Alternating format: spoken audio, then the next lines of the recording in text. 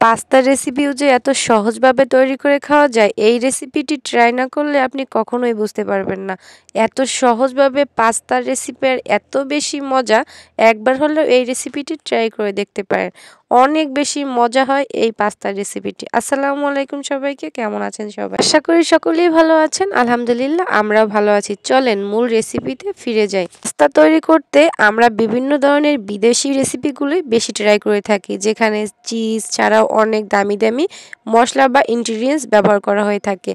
আজকে আপনার ঘরে থাকা সামান্য কিছু উপকরণ দিয়েই পাস্তা রেসিপিটি আপনাদের সাথে শেয়ার করব।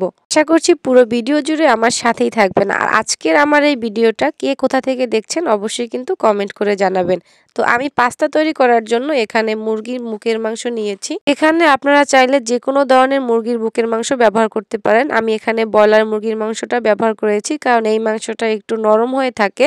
আর মুরগির মাংস, ব্রয়লার মুরগির বুকের মাংসটা কম বেশি খুব একটা খাওয়া হয়ে থাকে না, পছন্দ করে না। আপনি চাইলে এভাবেই কিন্তু বুকের মুরগির মাংসটা কাজে লাগিয়ে ফেলতে পারেন। আমি এখানে মুরগির মাংসকে ছোট ছোট টুকরো করে নিয়েছি। তারপর এদিকে হচ্ছে ফুটন্ত গরম পানিতে আমি পাস্তাগুলো দিয়ে দিলাম। পাস্তাগুলো দেওয়ার আগে অবশ্যই অল্প পরিমাণে তেল দিয়ে দিবেন, এতে পাস্তাগুলো একটার সাথে আরেকটা লেগে যাবে না।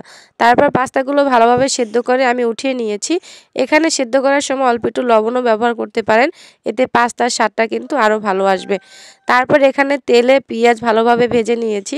তারপর কেটে রাখা টুকরো মুরগির মাংসগুলো দিয়ে ভালোভাবে ভেজে নিলাম। তারপর এখানে দিয়ে দিয়েছি সয়া সস, আদা রসুন বাটা দিয়ে ভালোভাবে ভেজে নিতে হবে। তারপর হচ্ছে এখানে আমি আরও দিয়ে দিয়েছি গরম মশলা।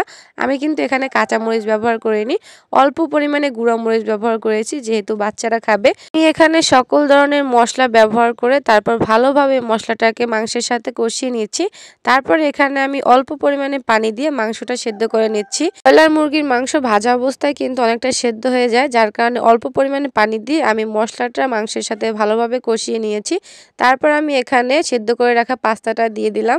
পাস্তাটা ভালোভাবে নাড়াচাড়া করে মশলা আর পাস্তা ভালোভাবে মিশিয়ে নিব। এরপর আমি এখানে ম্যাজিক মশলা ব্যবহার করব। এই স্বাদের মশলাটা কিন্তু আপনার পাস্তার স্বাদটা দ্বিগুণ করে দিবে। মশলাটা ব্যবহার করার পর এটা ভালোভাবে আমি পাস্তার সাথে নেড়েচেড়ে মিশিয়ে নিচ্ছি।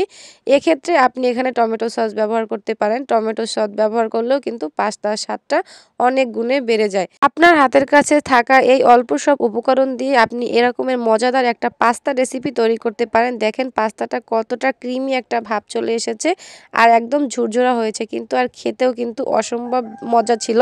উপকরণ দিয়ে এত মজার পাস্তা একবার হলেও কিন্তু ট্রাই করে দেখতে পারেন। তারপর ডেকোরেশনের জন্য এখানে আমি আরেকটু সস ব্যবহার করেছি। এখন কিন্তু আমার নাস্তাটা সম্পূর্ণভাবে রেডি। আজকে এ পর্যন্তই। আল্লাহ হাফেজ।